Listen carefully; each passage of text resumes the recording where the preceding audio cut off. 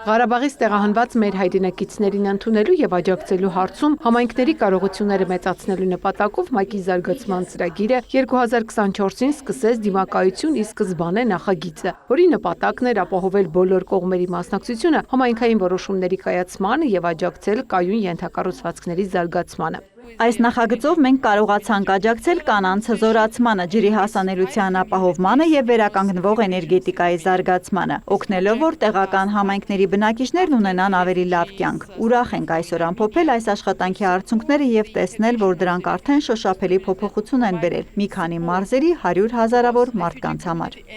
Ծրագիրը ֆինանսավորել է Սերբիայի Հանրապետության կառավարությունը, իրականացվել տարածքային կառավարման եւ ենթակառուցվածքների նախարարության հետ համատեղ։ Ծրագրով Մասիս, Վաղաշապատ, Իջևան եւ Փամբակ համայնքներում ստեղծվել են բազմաֆունկցիոնալ հանրային տարածքներ։ Արենիում բարելավել է համայնքային մշակութային ծառայությունների հասանելիությունը, իսկ Տավուշի ու Լոռու մի շարք բնակավայրերում զարգացվել են ոռոգման եւ արևային էներգետիկայի ենթակառուցվածքները։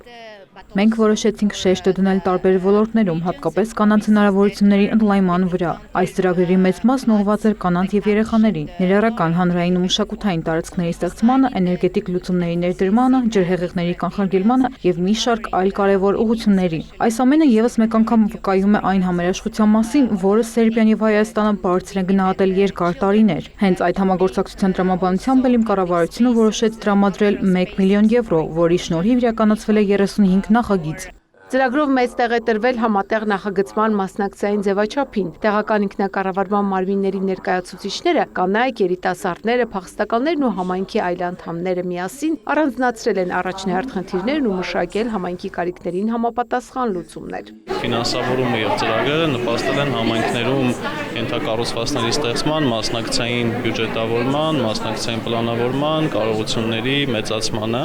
եւ շատ կարեւոր է ծրագրի մասնակցային բաղադրիչը, քանի որ բնակիչները, տեղահանված անձիկ, կանայք, երիտասարդները հնարավորություն են ունեցել մասնակցելու ծրագրերի ընտրությանը, իրենք որոշելու իրենց համայնքներում ինչ ծրագրեր պետք է իրականացվեն եւ դրանք հաջողությամբ իրականացվել են հենց իրենց մասնակցությամբ, այսինքն իրենք տեսել են իրենց իսկ որոշած ծրագրերի արդյունքները։ Այս գործողությունները նպաստել են համայնքների դիմակայության բարձրացմանը, սոցիալական համախմբվածության ամրապնդմանը եւ փախստականների ու հյուրընկալող բնակչության համար առավել ներառական ու կայուն զարգացման հնարավորությունների ստեղծմանը։